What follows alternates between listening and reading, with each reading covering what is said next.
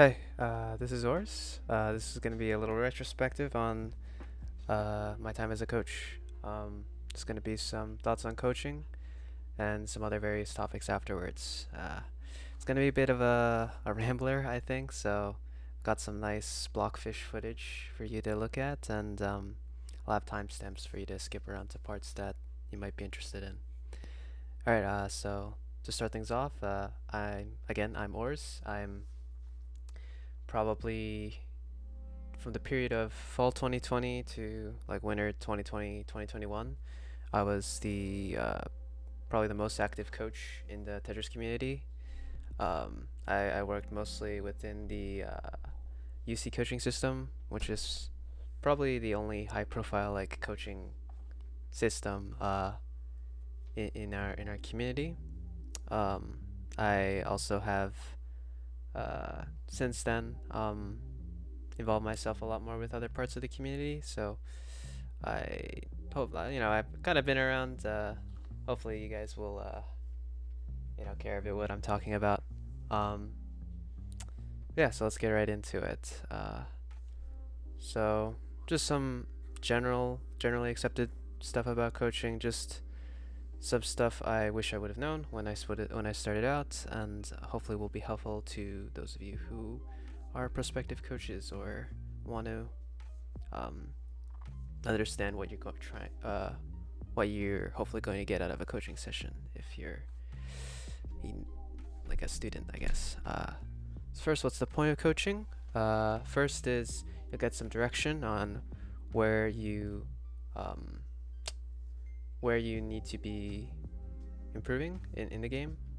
That is both personal to you, and also I think because Tetris is a pretty uh, uh, still undeveloped community. A lot of our resources still aren't super accessible, and there's just a general lack of resources to begin with. So just spreading around that information, and pointing out what's most relevant to you is what the main like content part they'll get out of it. And less apparent things are some community engagement, and you'll get that extra bit of motivation from talking with a higher level player. For me, I worked well when I was first starting out in the game. I entered kind of like a precursor to UC, JAWS, Gesture's Amateur Weeklies. It doesn't run anymore, but UC has surpassed it in many ways. It wasn't really a formal coaching system or anything there, but they would review some of the games from people that competed in the tournaments afterwards, and just getting your gameplay looked at by a better player, and like even if the tips weren't super specific, or just getting seen by prominent community figures. I got my gameplay looked at by Dal. That's crazy. Um, you just it's kind of helps you keep going and keep improving. So for those of you who are looking to try and coach, we'll talk a little bit about some of the motivations that I've seen are pretty common with people that want to coach, and whether you should actually try and coach in the first place. I think the main two are you want to talk about the game, and part of this is the Feynman method, at least personally. So the Feynman method is like a method of learning or understanding certain concepts, where that says in order to truly test if you understand a concept, you need to be able to teach it to others. So for a lot of parts, for like a lot of things in my life, like school or um, like other hobbies or whatever of mine, I've really tried to apply this. I think it's really important to be able to explain the things you understand. So that's why I really like teaching, and I got into this coaching gig or whatever. And the other reason is community engagement. It's not all like just like talking about the game, or just thinking about yourself. Definitely a big part also to you know get talking with newer people in the community, and just giving back and helping people that were in the same spot you were at one point in time. So some things that I have seen for people that maybe aren't trying to become a coach for quite the right reasons are either A, some kind of like exaggeration of these two motivations, like they're just interested in talking about the game and not really in, like teaching others or like, helping others, or they're um, sort of too interested in just kind of being engaged with the community and sort of forgetting about the students along the way, or actually giving people some good advice. And some other things I've seen are the conflation of coaching and skill, like being a good coach and being good at the game. So first of all, like being a coach doesn't necessarily mean you're the best player, and being like a really good coach, being a really good player doesn't mean that you're going to be like a good coach, right? So I think there's on two sides of this. There's a lot of like players who feel like they have to be a coach to be a good player, and there are some like top players that I've talked with who feel like they should be doing some like coaching stuff because they're a top player. I think neither of these is true. They're just very different skill sets, and there's a lot of other ways to engage with the community or like prove your skill, I guess, besides coaching. It's something that I think should be taken as its own thing, and it's something that you need to improve at separately. And the consequences for being a bad player are just like you lose, but for being a bad coach, you're potentially spreading around misinformation, or I guess if you're just like spreading around misinformation, or just giving people some bad impressions of the community and the game. So just things to keep in mind. This isn't a super serious thing. You don't really get too many people that have like impure motivations for coaching, but I think it's important to consider at least why you want to coach before you decide it's really right for you. There's a lot of different ways to involve yourself in the community. Coaching is just kind of one. You can run tournaments, make content, that kind of stuff. So yeah. Next, some stuff I feel like I've learned about teaching, like Tetris specific stuff. I always think about like teaching and improvement stuff for a lot of stuff that I do. So but let's go into this. So first, I think a big important thing is to understand like these scaffolding concepts and categorization of like good placements that we have. This means stuff like height difference for T-spins and the guidelines for down stacking. I think it's important to at least figure out some common ones. I've kind of a big height difference guide. If you don't know what height difference is, it's this it's like a kind of a T-spin, I wouldn't say method, but it's a way of seeing certain seeing stacking that makes it easier to start to set up more T-spins. And the regular down stacking guidelines are stuff like stack cleanly and don't cover garbage holes. These things that don't really tell you how to like tell you good placements or whatever, but or teach you good patterns, but they'll teach you how to categorize patterns that could be good. They're not perfect. They shouldn't be set in stone, but they're heuristics that will help students like learn and acquire these patterns. Because at the end of the day, like it's all about like being how much you've internalized certain good patterns, and Tetris is very visual, very very intuitive game. At least especially fast Tetris. But it's important to have these in your back pocket to help students teach themselves and learn for themselves. But it's also important to not to not like force them to shape their thinking in this way. If it doesn't work for them, it doesn't work for them. Like don't I've kind of been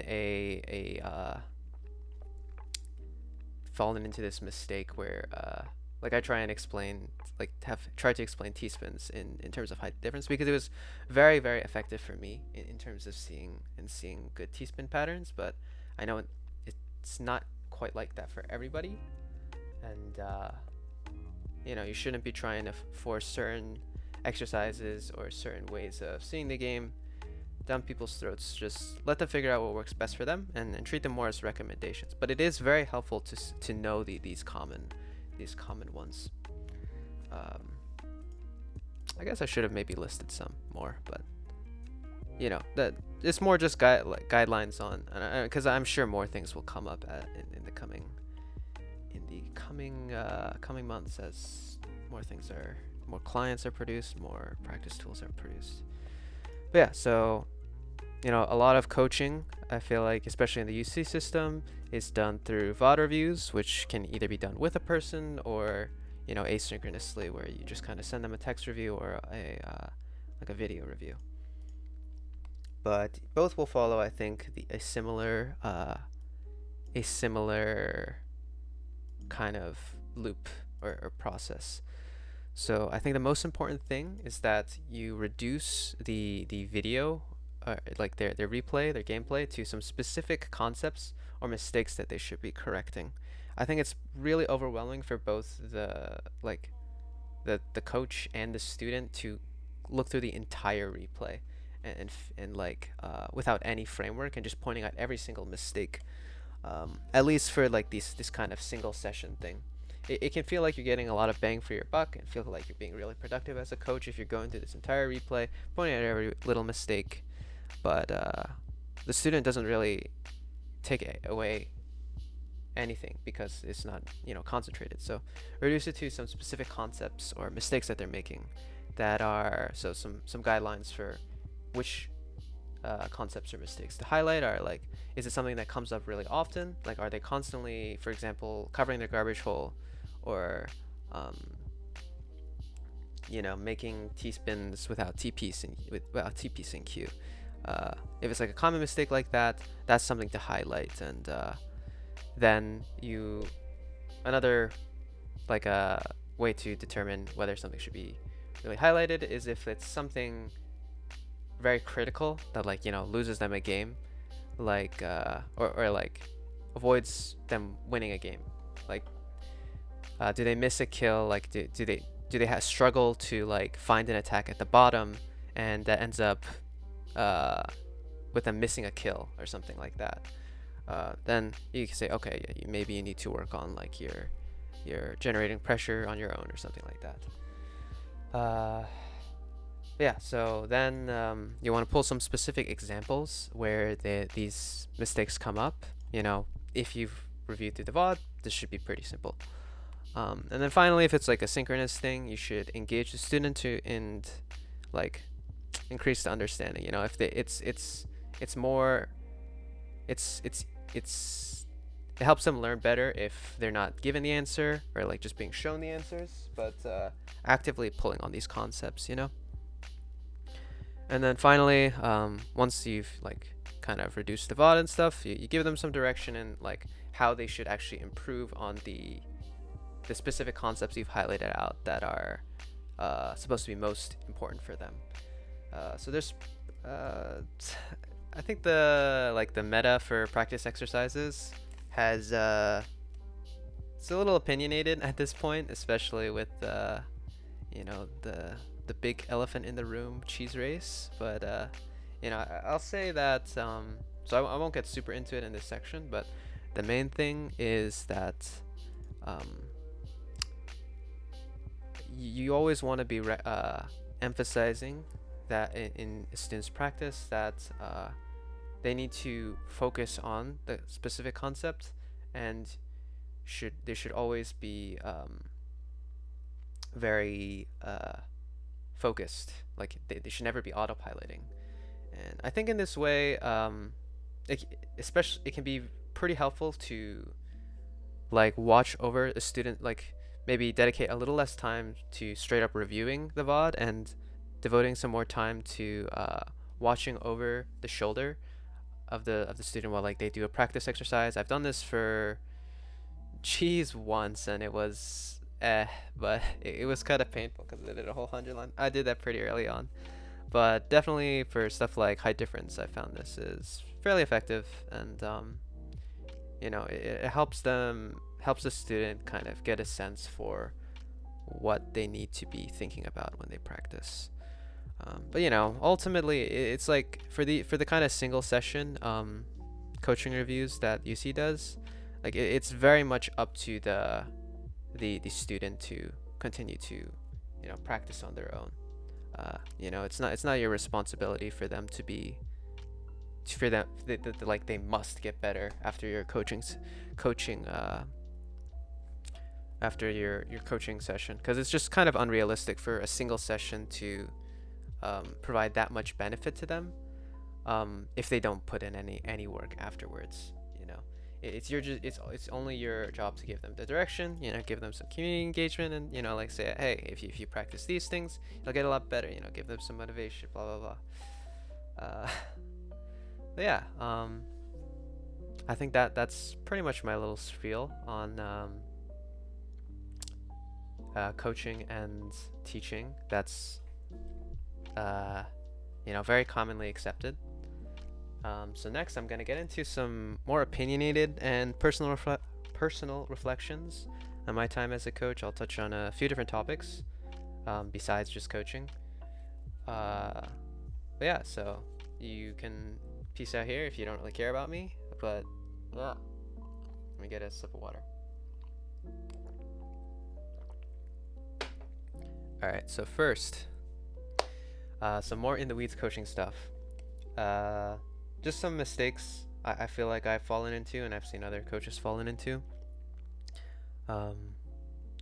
Is first, I think at least for my coaching style, I feel like there's a big need to be right, or I have a way of trying to be very proper with how I explain things. Like everything needs to tie into the specific concept, and like it's sort of difficult to I guess create exceptions, or like look at exceptions to like some of these like scaffolding tools. Like there are times when it's a little more difficult to explain certain situations when these like concepts aren't perfect, especially for something like I really don't like how downstacking is taught right now, or like the current downstacking concepts. I think they're a little vague, but it's really difficult to teach it in a way that isn't vague. But right now I feel like it toes the line between being vague and sometimes confusing. Like it's hard to figure out when to prioritize staying clean and when to prioritize like not covering garbage. But it's that I think part of it is improving our teaching models, and part of it is just accepting that they're not perfect. And I think there's some practicality to like trying to present all of your like to never really make a mistake when you're coaching. Like if you have to keep backtracking between your oops, I think I scrolled down too far. If you have to keep backtracking during a coaching session, can be kind of give the student a bad impression of I guess your ability, and like they won't take away really the specific things that you wanted them to. But I guess that kind of leads into the second thing, is I think there's is a big, like with coaching or like being a high level player advising a someone worse than you. There's definitely like some ego you need to have, but I guess a better word is confidence, and it's difficult to find the line between ego and confidence. And I feel like there are a few consequences of that.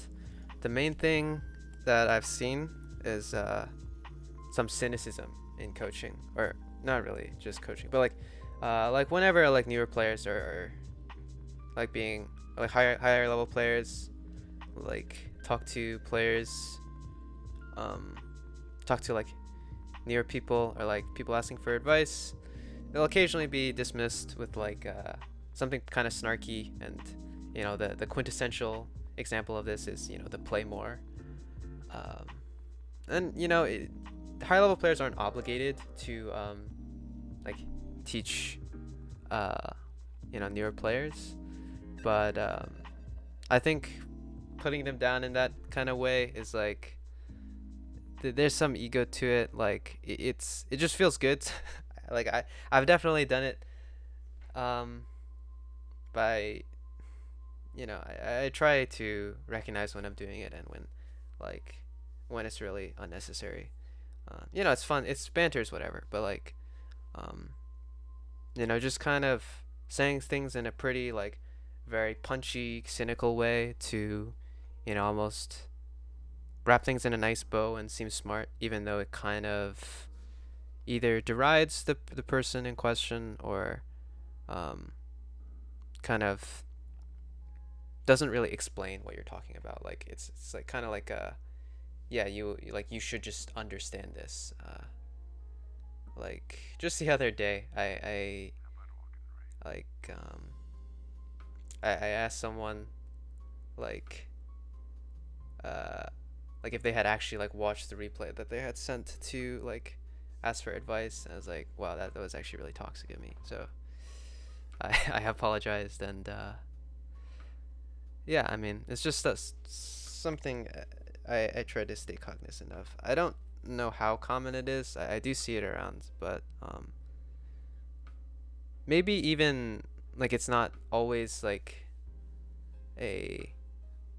like a very cynical thing, but just in general saying things in a very like keeping perspective with what might be not really taking for granted what is common knowledge, I guess, and knowing that you're gonna have to repeat yourself sometimes to near people who may have not heard the thing, blah blah.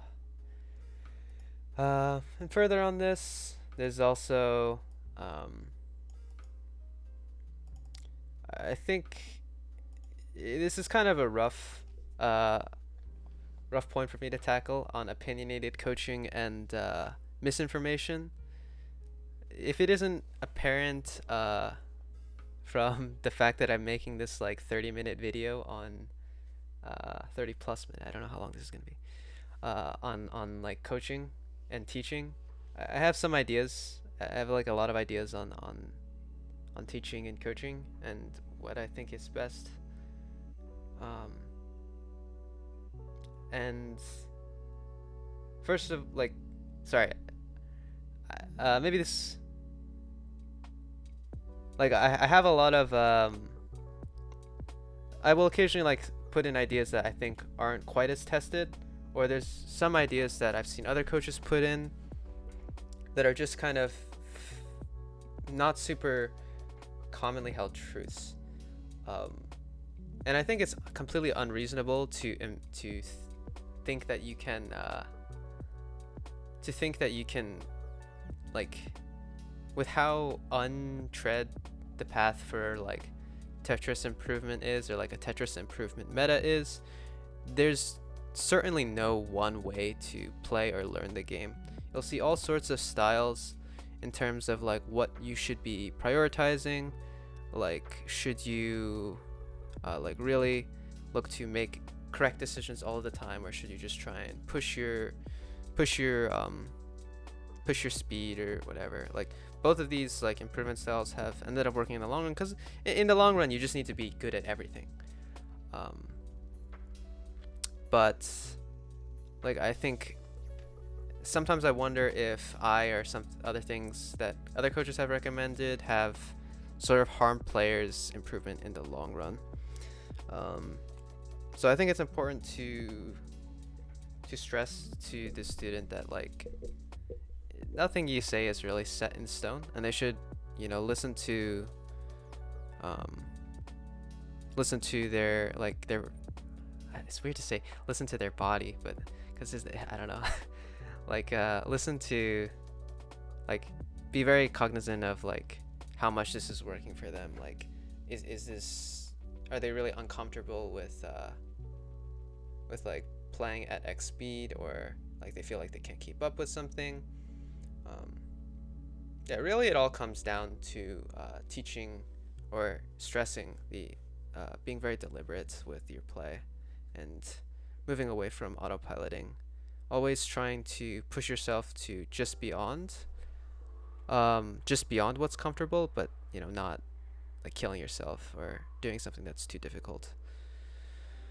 That kind of got a little bit off topic of what this point meant to be, but yeah, main thing is it's hard to stress specific things or like to really promote specific things. I think it can weaken a session to like say things are not quite as set in stone, but I think for use your judgment for which things are more set in stone, like things like you should work on your basic stacking before learning T-spins. Like, yeah, there's examples of players that have like learned T-spins by like just watching like high level PPT before they've like really learned anything or like played the game at all.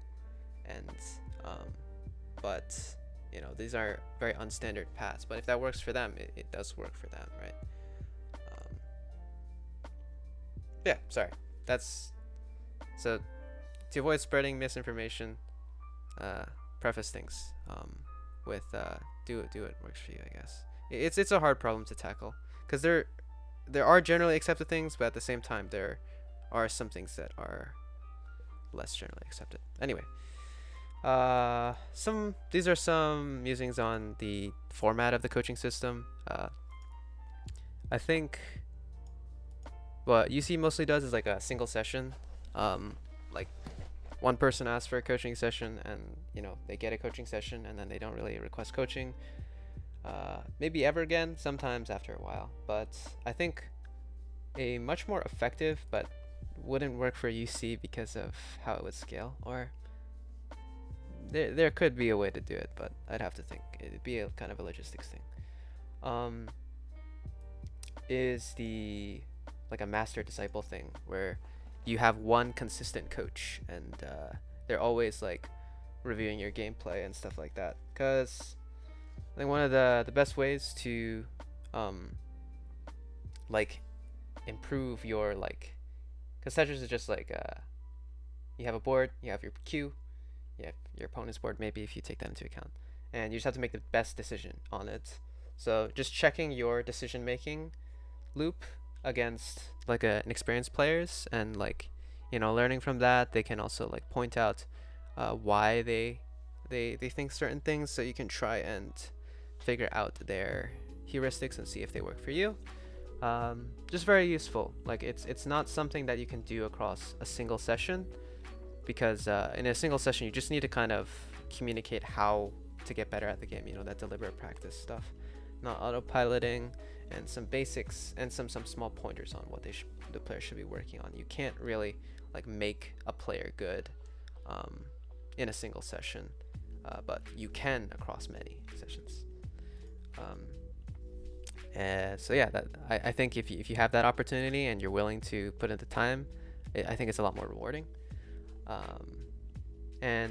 But it does take a lot of time, and with this, I think eventually I would like coaching to hopefully be like a paid thing.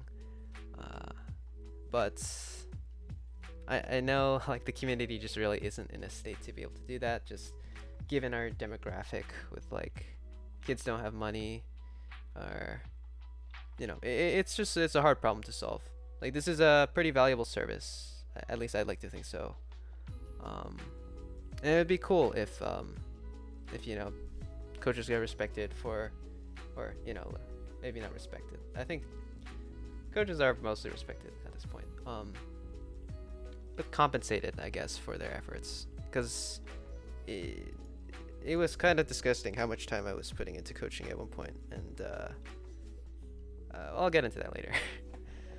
But so finally, the elephant in the room: is slow cheese good? And practice exercises, like what practice exercises are good? I've kind of gotten into this in the past. I've talked about this with a few different people, and we've had some private discussions in the coach only chat or in other places about whether slow cheese is a good exercise, or I guess more generally what makes a good practice exercise. Uh, so yeah, I mean, like it's just like I've done my own research on like what good practice exercises are, and like what deliberate practice looks like.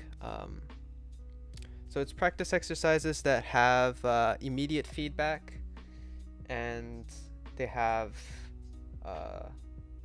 like immediate and accessible feedback, and you can that's kind of the main thing. And one of the main reasons I think cheese race is a good exercise is it's also very granular. It's easy to kind of, when you're playing something like ultra, to like not really care about a minute difference in ppb, or I guess in sprint, like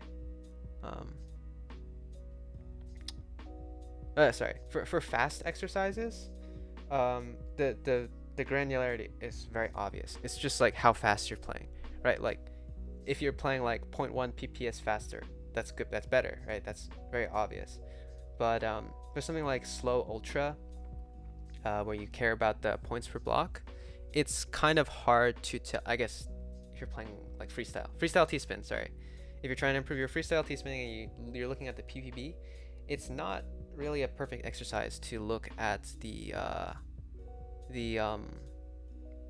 ppb, because it sort of just is a factor of, or a function of, how high you end up being on the board, how much of your resources you end up with at the end. Whereas like you can still stack very cleanly and keep a larger stack, I guess, if that makes sense. So it's harder to be granular. But with slow cheese, it's very clear that like a difference of like 10 blocks versus like a difference of 10 ppb is like massive, right? Like or it's not massive, but like it's clear. You can sort of track the mistakes if you look at the like the pace over time, across the replay. You'll see the spots where the mistakes are made, and you can see, oh yeah, I made the mistake here or whatever. So it's just that granularity for a slow exercise that doesn't exist in other places. Now, to preface, or like to continue, cheese race is a very imperfect exercise. It's overly difficult for like the players that it caters itself towards, and it's not quite as useful to players that can like actually commit to completing it, because it's very mentally taxing. It requires a lot of focus to do well, and its main benefit, in my opinion, is it trains the basic down stacking loop. So like it has a very small window of effectiveness. I think like if we're gonna say that like the your block count is correlated to your actual downstacking skill, which I think most people wouldn't argue with.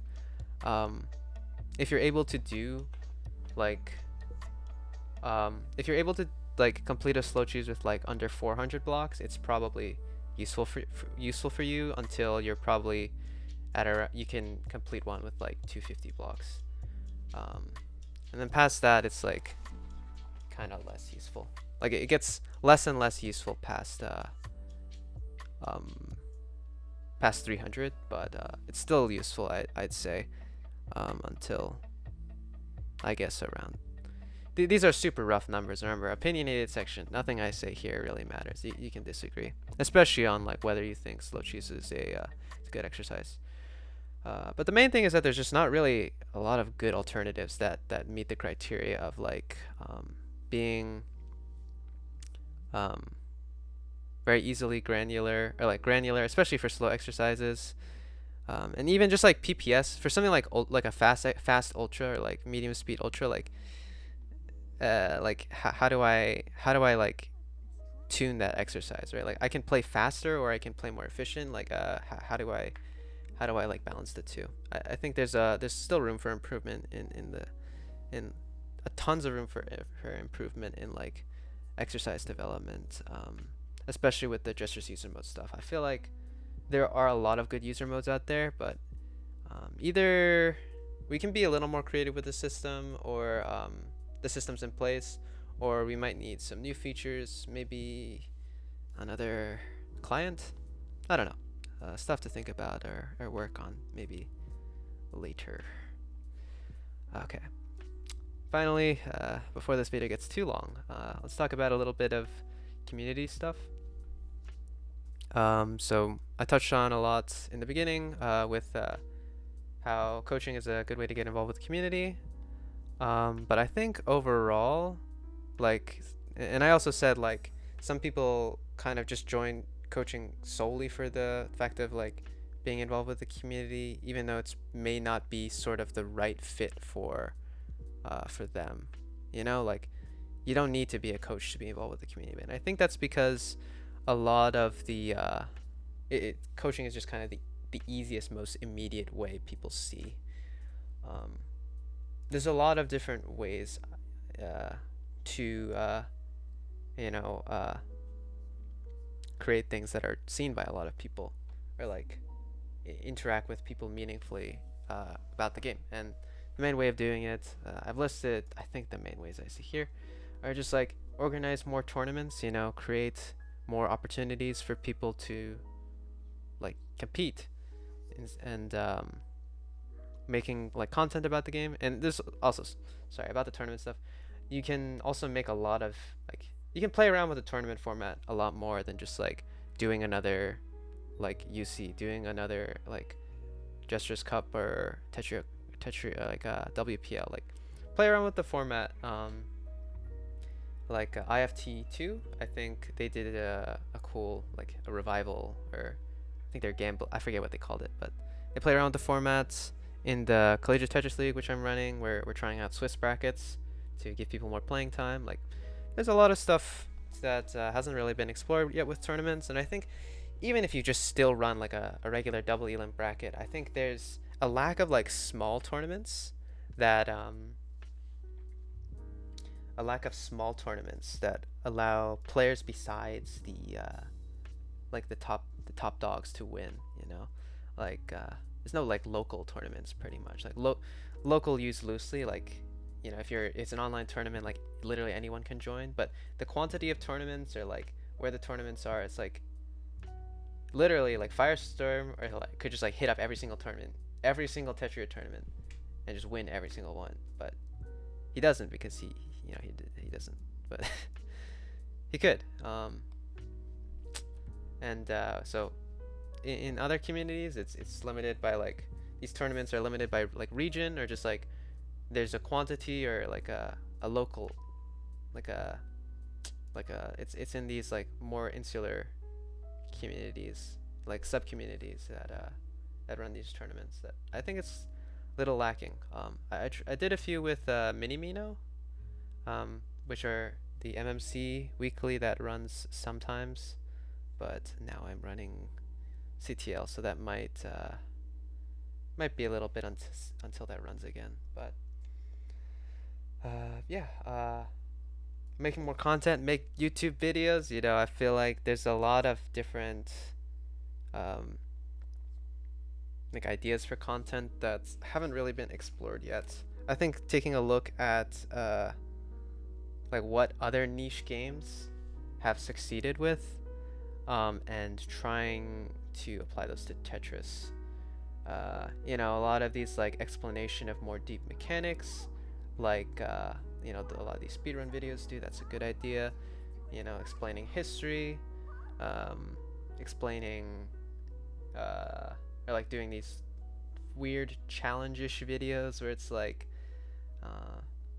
like it's a game, like you know the Dream Minecraft. You know, you guys know Dream Minecraft. You know those challenge videos where it's like, I don't know, you could do some, uh, I don't know. Uh, there's ideas basically.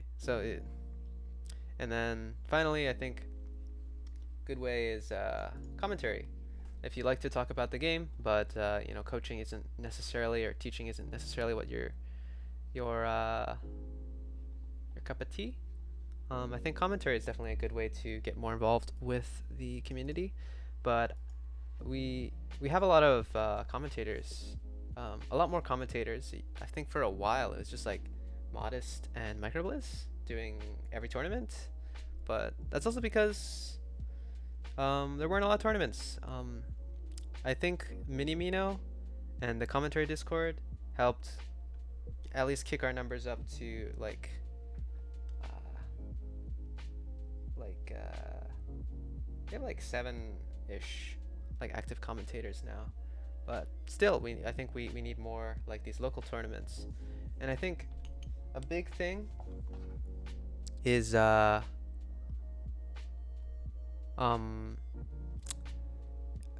community involvement is sort of viewed right now as a thing kind of reserved for a few select community members, like community figures, right? Like when that really doesn't need to be the case. Like that really shouldn't be the case. And if we're gonna thrive as like a somewhat shunned part of the shunned part of our like the of Tetris, like you know, TTC doesn't like third-party games, and it doesn't seem like they're very interested in modern as a competitive, um, as like a competitive thing.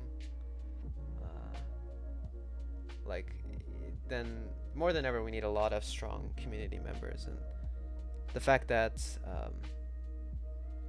it sort of seems, I don't want to say, I don't know the right word for it. It feels like a lot of people just sort of wait for things to happen instead of trying to make things, try and do things themselves. And whether that's for lack of ideas, which is, you know, understandable. It's hard to, it's easy to like want to make things happen, but it's harder to have a plan. Hopefully these things can give you some ideas. And I'm also working on some figuring out how to make things easier, especially making more tournaments, because I think making a lot of like having a lot of like local tournaments and smaller tournaments is really would be really neat. Commentators, there's already commentary Discord. Content, I don't know, man. Like it's hard to make videos. It's okay. But overall, like you know, having more confidence as a community. I think again, people wait around for things to happen. There's this kind of pervading, like, putting ourselves down. You know, everybody thinks they suck at the game. Um, People think like there's nothing to be gained in this community. Like it's just not an amazing narrative if we want to like consider ourselves like if we want to consider ourselves like anywhere with any potential to succeed. So like I think it's worth a shot. Like treat ourselves with a little more respect, I guess, and being more open. Too much like faceless people, which you know, a little bit hypocritical of me because you guys don't know what I look like, but I think with like IRL events, if we do more IRL events, it's gonna be a lot more natural for people to you know start showing their face and voice. Yeah, that's all on the community stuff, or sort of all. So finally, this is sort of more like I guess everything above has already been my personal opinion, but uh, just personally, uh, some advice for more like just my time in the community in general, especially like during this period where I was very active in the as a coach. Some things that I wish I would have done better. First of all, uh, like I was definitely not very good about managing my time and taking care of myself. I was, not really eating, sleeping a lot. I was sleeping at really weird times, and I don't understand how I did how I like did well in my courses in during the fall semester. Um, so my recommendation to especially like people like the coaching people, which it feels like I haven't really been talking to for the past like 10 minutes, but doing the bare minimum consistently, or I guess for everything, doing the bare minimum consistently is better than doing the utmost into burnout. Like doing one coaching review session a day is better than doing like 5 every day until you just never do it again, because it's like you can't keep it up, right? Same with practice, same with like everything. Keep things to the brink of discomfort rather than pushing yourself to your very limit. And finally, I really wish I had involved myself earlier more with the community. Like, I took like my journey with the game is pretty typical, I think. Like I started playing 2 years ago, 2.5 at this point. About the time when T99 released and when TF died. So I didn't really get to play a lot of TF. I just kind of played a lot of Sprint. I joined Jaws for a little bit, but I feel like the community was a little dead at that point, so I didn't really push myself to, go out of my shell more, but there's a lot of like missed opportunities, I feel like, and I'm sure like I one specific thing is I remember well the story has a little more to it afterwards, but I guess I'll just tell it. I remember Ben NXT, he was looking for mods for MMC back when it was just like first started like a few years ago, and it was a few years ago? I don't know. Back when it first started, I think it was last year actually.